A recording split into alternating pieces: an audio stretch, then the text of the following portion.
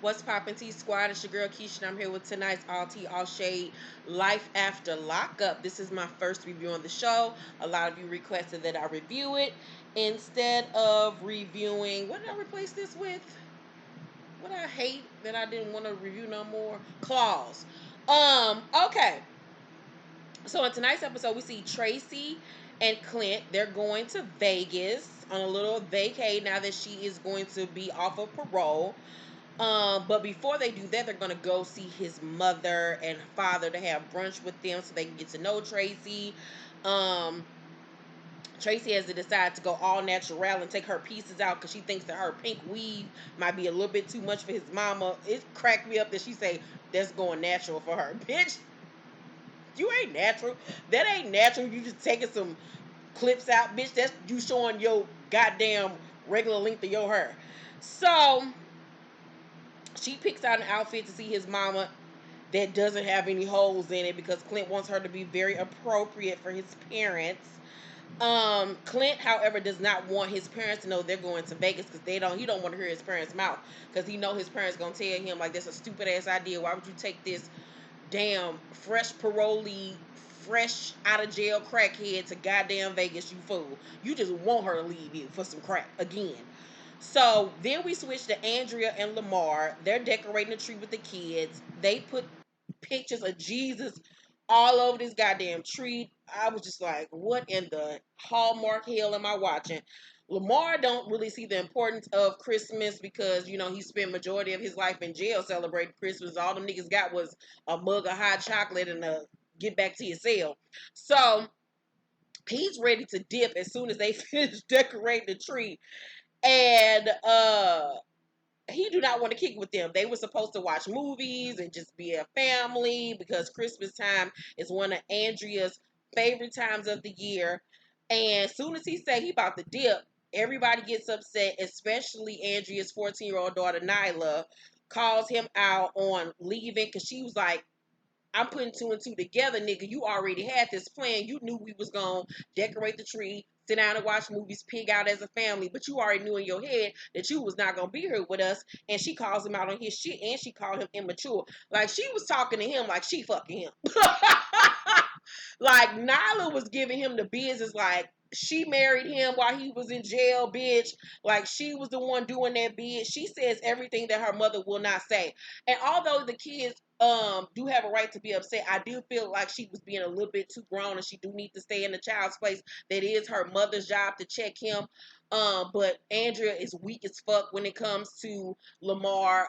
If you watch my Life After Lockup reviews live on Instagram, which I will be going live still after I post this review. Um, I have said it 50 million times that I feel like them kids need to be taken away from her because she's a fucking idiot. Them kids are miserable. Um, they don't feel comfortable in that household. The mama ain't got not one bit of sense. She is just the worst. She's just the worst mama ever. I feel so sorry for them kids. That son of hers, he gonna grow the fuck up and be something really special. He's going to really make sure he get his life together, and he ain't gonna have shit to do with her dumb ass. Cause out of all this shit that she done took them damn kids through. So Andrea, the kids leave out the room because they have had it. Andrea talks to Lamar one-on-one and tries to tell him that his family is what gets him in trouble all the time, but he don't seem to care and says, "I'm gone, bro." She's like, I ain't no bro. Bitch, he don't see it for you like that. He's not in love with you. You're in love with him. You're just a place to stay, my nigga. That's pretty much it. You're just a fucking zip code and an address for his parole officer. That nigga ain't in love with you. And he shows you it every fucking day. Like, how many ways, how many licks you get to the center of the Tootsie Roll Pop does it have to take for you to realize he don't see it for your ass? So, my idol, Lizzie, is in Cali to see Scott. I just light up every time Lizzie comes on screen. That bitch is like, she is the whole ambassador, bitch. If you want to learn how to fuck with a purpose, bitch, market your life after Lizzie, goddammit. So she goes to see Scott, baby. She has came all the way from Wisconsin to see his ass. She go knock on the door, and a woman say, "Who is it?" And she was like, "It's Lizzie. Who are you?" The woman opened the door, and Lizzie say, "Jasmine." she kind of look at her like, bitch, I bet this bet not be Jasmine, because if so, bitch, I'm about to go back to jail. Baby, I hollered. I live for Elizabeth, baby. So then we go to Sheriff Megan, baby. Sheriff Megan. Megan looked just like a deputy officer, baby. Um, she got a brand new dye job, her last dye job before she had this baby. She got her first platinum blonde dye job, bitch. She is ready to be induced. Her and Michael are having their second daughter together.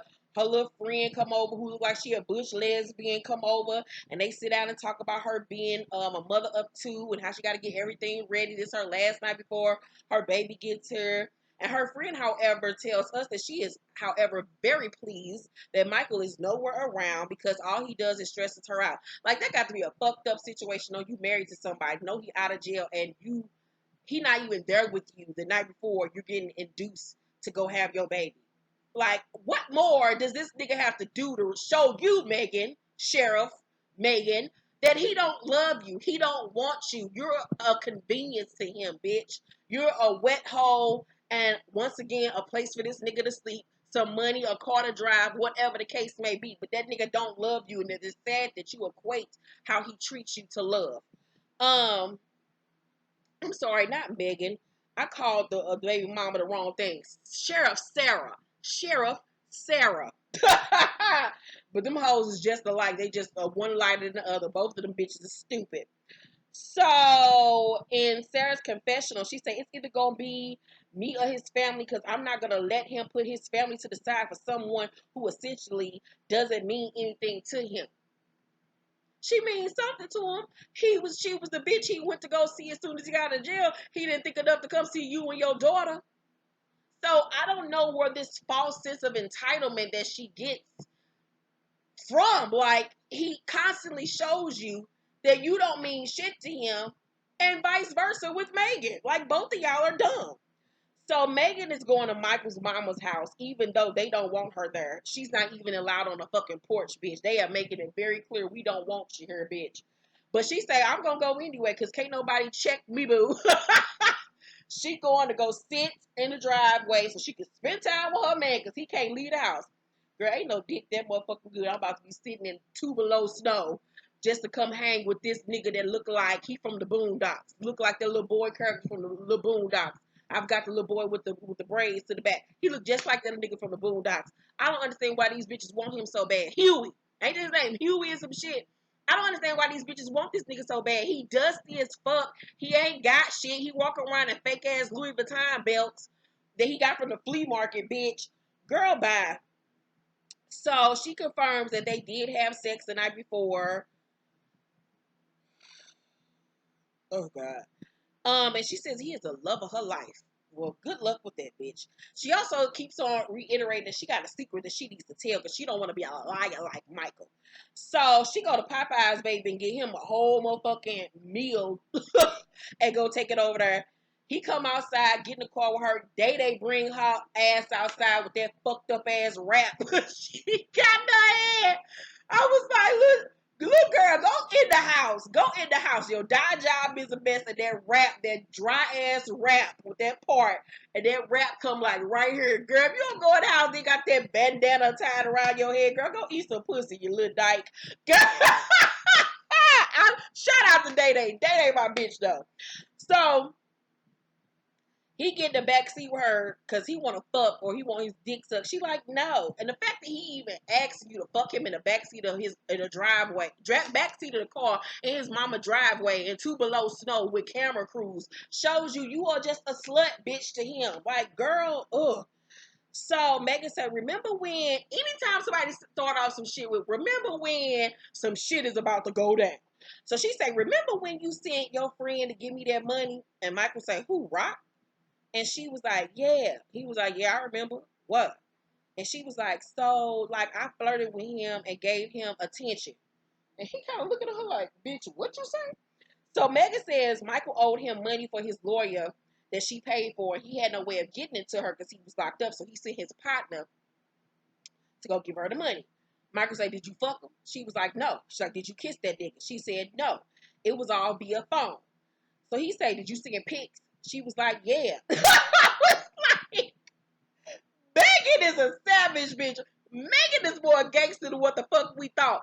But bitch, if you was gonna do all that, you might as well fuck them. If that was what you was gonna do, you should have got the dick. If you was gonna do all that, what was the point of flirting with that nigga? If you really wanted to make Michael hurt, you should have fucked that nigga and took a video of it and sent it to his ass and showed him while you was in the back seat.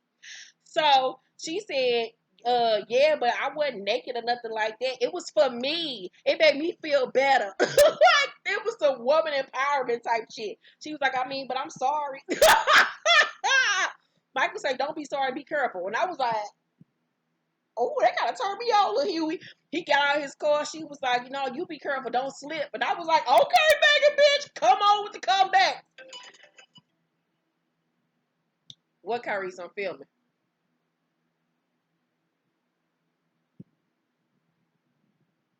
I'll call you back in 5 minutes. Bye. So, uh, he get out the car. He mad. He feel betrayed because him and Rock came up together. He helped his family out. Rock helped his family out. And he never saw this shit coming. Like I keep on telling y'all, God don't like ugly, my nigga. God do not fucking like ugly, and the shit will come back on you in ways you never expected. Karma is a bitch. So Michael say that's some hoe ass shit.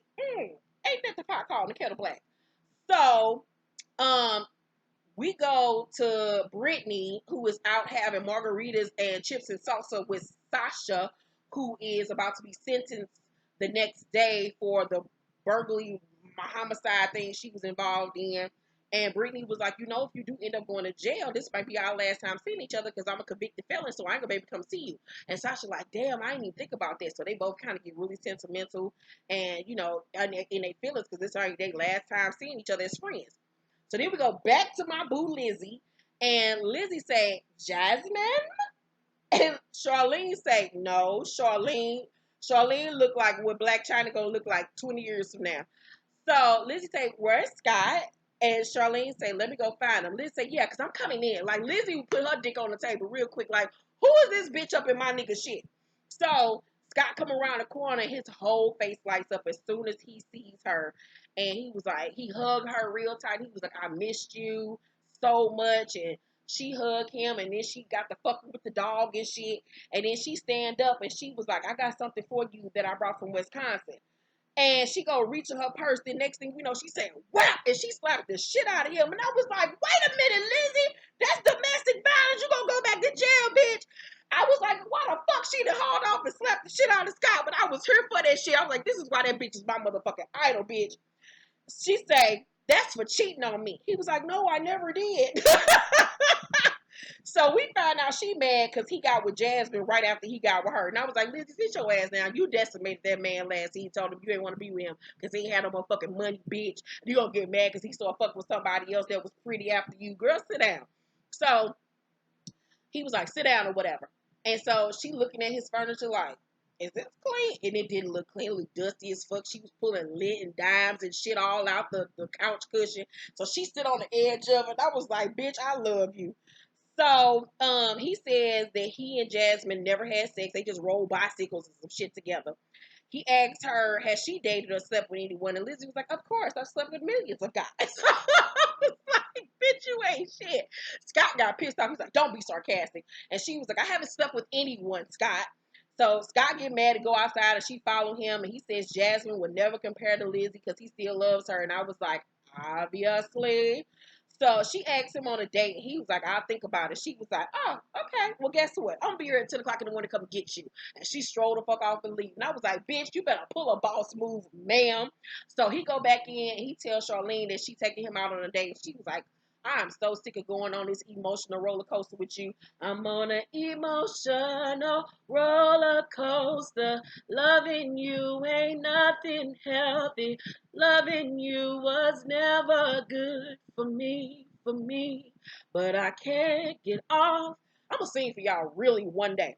So Charlene was like, basically, that bitch coming around because she got something up her sleeve. She wants some more money. She about to drain your ass again. So Clint and Tracy arrived at his mom's house. I think it was like 4 hours later, some shit. Tracy walking house. She was like, hi. The mom was like, y'all late. Like, the mama was just not here for it. She had an app tattoo, baby. But she didn't want that crackhead in her house. No way. So Lamar out with his people. They all look like parodies of what thugs look like in movies, like still wearing silver chains and thought earrings. It was just a horrible parody of black folks. So, his friends clown him for drinking. They was like, "I thought you was Mormon." He was like, "I am not Mormon. I'm not converting." And I was like, "Well, I wonder what Andrea gonna feel like when she hear about that." So his people asked him what Andrea's problem is with them. They feel like she's keeping him away from his family and friends.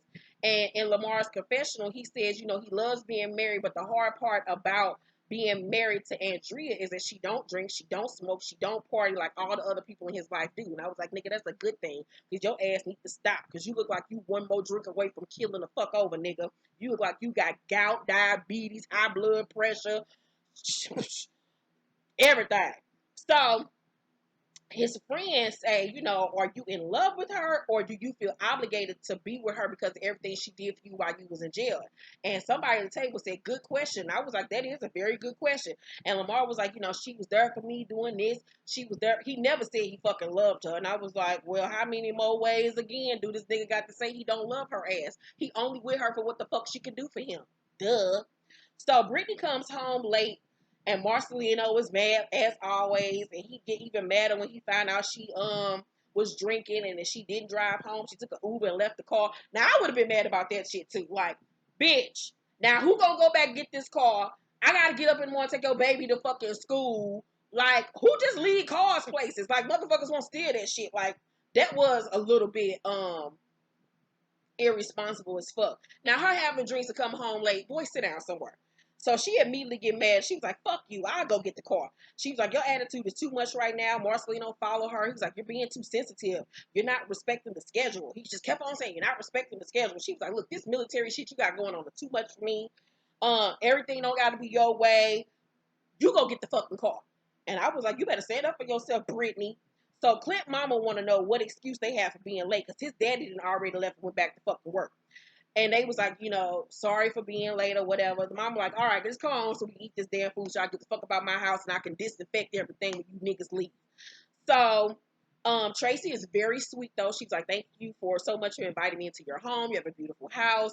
The mama points out, that marriage is hard and says she wants to have a good relationship with Tracy, but she has to set boundaries with her, and she doesn't want any drugs involved. And she was like, I hate hard drugs. You have to make an effort every day in this marriage and in your sobriety.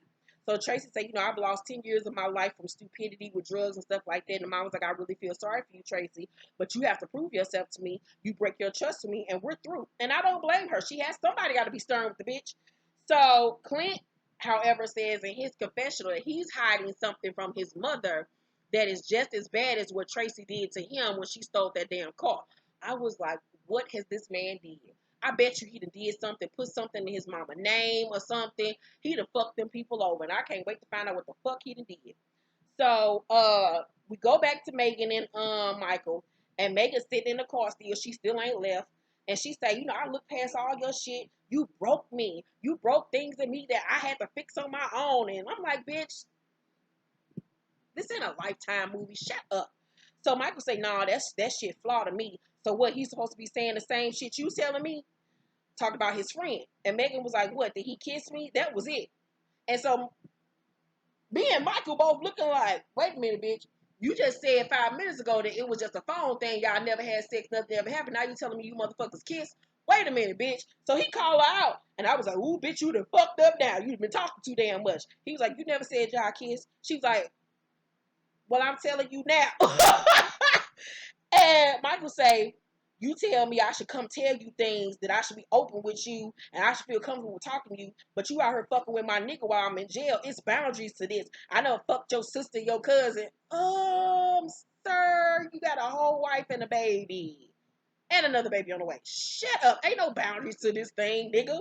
So Michael say, what you think gonna happen after this? And Megan say, I don't know. What you think? And Michael say, I think we gonna have to call this shit a wrap. And I was like, well, bitch, I don't know what you thought was gonna happen. But bitches like Megan, niggas like him love. They love bitches like that. He gonna keep on fucking with Megan because now she gave him a challenge. She a challenge to him. Now he gonna like that shit. He gonna be in his feelings about it. He gonna bring that shit up every time he can.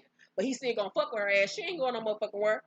Um, so I give tonight's episode of Life After Lockup an A plus, bitch. It was everything and more. I got my whole entire life.